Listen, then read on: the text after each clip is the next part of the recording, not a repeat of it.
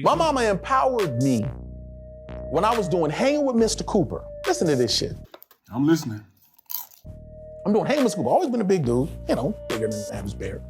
But I respect my elders. There was a kid that was on the show by the name of, he'll enjoy the shout out, Chris Carter. He's in his 20s, I'm still a teenager, right? He hits on my mom. He hit on your mama, huh? All right.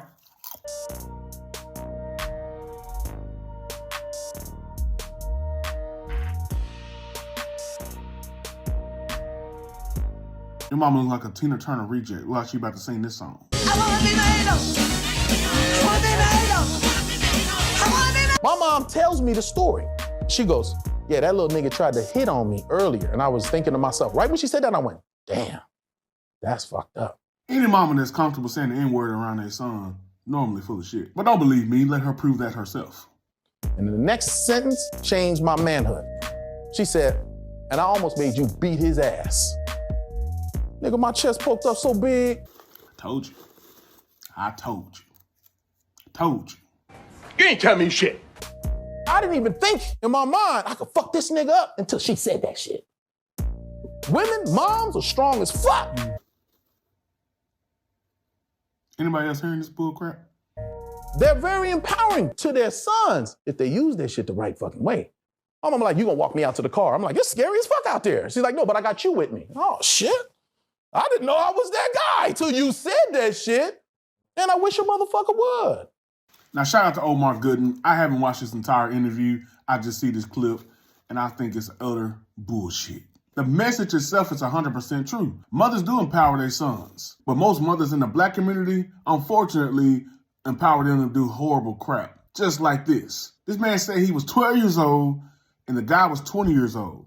The mother probably came up there dressed provocative. The mother probably came up there looking like a 20-something-year-old. The mother most likely was sending choosing signals to the boy herself, but yet was able to utilize a moment of him supposedly crossing the line, and the thought came to her mind to put her son in harm's way. Omar Gooding now views that as a moment of empowerment. Now, like I said, I haven't seen the entire interview. Maybe he was saying this is a bad example that my mom did, but there are good ways that my mom could have done this. Or there are good ways that mothers do this every single day. But let's just take him at his word right now. What he's literally saying here, this was an empowering moment that my mom did for me. She made me stick my chest out. She made me feel like I was the man, that I could do anything, including beating up a guy who's 8 years my senior. I talk about black women a lot because that's who I've had the most contact with in my life.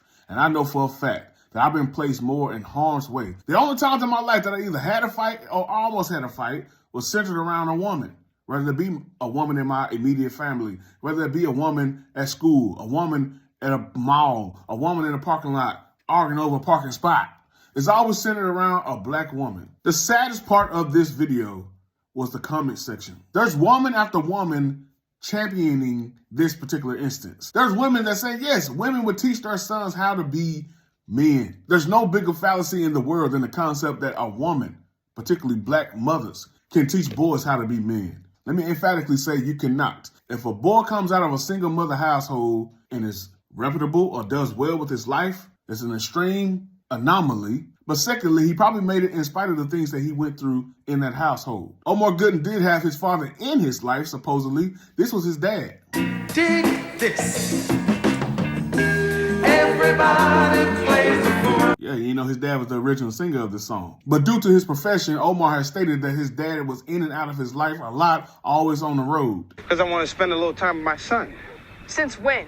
We should just stay on the road. So he was definitely primarily raised by his mother. So if he's able to recall this particular instance when he's 12 years old, can you imagine the countless amount of instances that he has to say that his mom put him in harm's way, thinking it was for something good? Women should not raise kids on their own. Far too often they handle things based on emotion. It's okay to have emotions, but to make decisions based on emotion normally get you in some type of horrible predicament. You become irrational. You become self-centered. That the only thing that matters at this time is getting my agenda fulfilled. I'm so sick and tired of hearing when a black man gets killed, when are we going to put the guns down? Or when are we going to stop the violence? Let's be honest about who's truly responsible for most of the violence in the black community. It's black women. Black mothers. If you go down the responsibility trail, you will more than likely land on black mothers. Single black mothers, or mothers who are solely responsible for that child. I'm calling things as they are, because I know that if we're going to have any true change, we got to say the problem directly. Omar, this ain't a good look, brother. This is nothing to celebrate. This is nothing to highlight. This is a horrible moment in your life. Fortunately, a traumatic moment was avoided, but was it really? Having these type of memories of what your parents put you through oftentimes create way more trauma than we can even realize. It affects the way we handle people. It affects how we are and interact in the world. Women talk and complain about narcissists and F-boys all the time. And I ask you, who created that narcissist? Who created the F-boy? Who created that guy who can't handle a subtle conversation with you, who can't handle you with care, that only worry about his agenda? Who created him? I utterly hate the phrase that says, if you want to see how a man gonna treat you, look how he treats his mother. That's BS. Most guys who are mama's boys are horrible husbands, horrible boyfriends. If you see a man that's tethered to his mother, more than likely, he ain't got no room for you. I know for a fact, and so many people that's watching this, you have this exact same story. Hit me in the comment section. Let me know what your thoughts are on what Omar had to say. And tell me, am I right? Am I wrong? Am I far off? Join the conversation. I want to hear what you have to say. Let's go.